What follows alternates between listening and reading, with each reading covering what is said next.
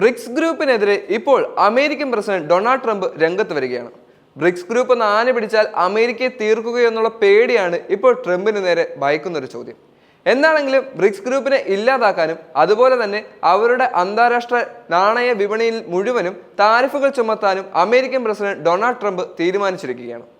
BRICS ഗ്രൂപ്പിനെതിരെ പുതിയൊരു ആക്രമണവുമായാണ് അമേരിക്കൻ പ്രസിഡന്റ് ഡൊണാൾഡ് ട്രംപ് രംഗത്ത് വരുന്നത്. ബ്രിക്സ് കൂട്ടായ്മ ദുഷ്ടമായ ഉദ്ദേശത്തോടെയാണ് ഇപ്പോൾ രംഗത്ത് വരുന്നതെന്നും അവർ ലോകത്തെ തകർക്കാനുള്ള പരിശ്രമമാണെന്നാണ് ട്രംപ് പറയുന്നത്. അങ്ങനെ ശ്രമിക്കുകയാണെങ്കിൽ ഈ രാജ്യങ്ങൾക്ക് മേൽ 100% തീരുവ ചുമത്തുമെന്നും ഇപ്പോൾ ട്രംപ് ഭീഷണിപ്പെടുത്തുകയും ചെയ്തു. ബ്രിക്സിലെ ഏതെങ്കിലും ഒരു രാജ്യം അമേരിക്കയോട് ഏറ്റുമുട്ടാൻ ആഗ്രഹിക്കുന്നുണ്ടെങ്കിൽ അമേരിക്ക അവരുമായി വ്യാപാരം നടത്തില്ലെന്നും ഏതെങ്കിലും വ്യാപാരം നടന്നാലും അത് 100% താരിഫിൽ നടത്തുമെന്നുമാണ് ട്രംപ് ഭീഷണി മുഴക്കിയിരിക്കുന്നത്.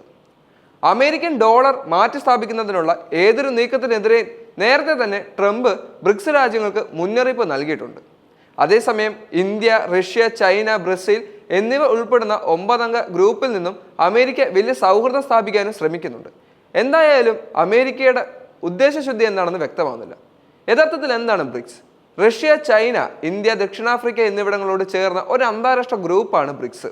2009 ബ്രിക്സ് എന്ന സംഘടന രൂപീകരിക്കപ്പെടുന്നത്. അത് ലോക വ്യാപാരത്തിൻ്റെയും സാമ്പത്തിക സ്ഥിതിയുടെയും വലിയൊരു പങ്കാളികളായി മാറുകയും ചെയ്യുന്നുണ്ട്. ബ്രിക്സിന്റെ യഥാർത്ഥ ലക്ഷ്യങ്ങൾ എന്തൊക്കെയാണ്? ഒന്നാമത് ആഗോള സാമ്പത്തിക പ്രതിസന്ധിയിൽ നിന്നും രക്ഷപ്പെടുക എന്നുള്ളതാണ്.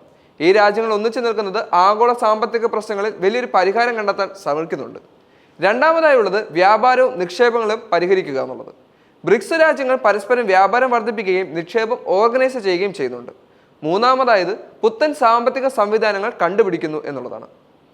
ഇന്റർനാഷണൽ മോണിറ്ററി ഫണ്ട് പോലുള്ള പാരമ്പര്യ സംഘടനകളിൽ ആകെയുള്ള വൈവിധ്യങ്ങൾ പരിഹരിക്കാൻ, അവയുടെ ശക്തി ചെറുക്കാൻ, പുതിയ സാമ്പത്തിക പദവികൾ സൃഷ്ടിക്കാൻ തുടങ്ങിയ ലക്ഷ്യങ്ങൾ ഇവർ പരിശ്രമിക്കുന്നുണ്ട്. നാലാമതായി സാമ്പത്തിക പരസ്പര ആശയവിനിമയം ഇവർക്ക് സാധ്യമാകുന്നുണ്ട്.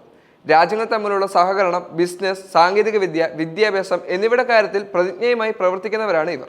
എന്താണെങ്കിലും ബ്രിക്സ് കൂട്ടായ്മ ഒന്ന് ആന് പരിശ്രമിച്ചു കഴിഞ്ഞാൽ ചിലപ്പോൾ അമേരിക്കയെ തന്നെ ഇല്ലാതാക്കാനും അമേരിക്കയേക്കാൾ ഒരു പിടി മുൻപോട്ട് നിൽക്കാനും ലോകരാജ്യങ്ങളിൽ ഏറ്റവും പ്രധാനപ്പെട്ട ഒരു കൂട്ടായ്മയായി മാറാനും ബ്രിക്സിന് സാധിക്കും എന്നുള്ളത് തീർച്ചയാണ്. റഷ്യ അടങ്ങുന്ന വമ്പൻ രാജ്യങ്ങൾ ഇപ്പോൾ ബ്രിക്സ് കൂട്ടായ്മയിൽ അംഗമാണെന്നുള്ളതും പ്രധാനപ്പെട്ട ലക്ഷ്യമാണ്. മാത്രമല്ല ഇറാനും ഇവരുടെ കൂടെ സഖ്യകക്ഷി ചേരാൻ പരിശ്രമിക്കുന്നുണ്ട്.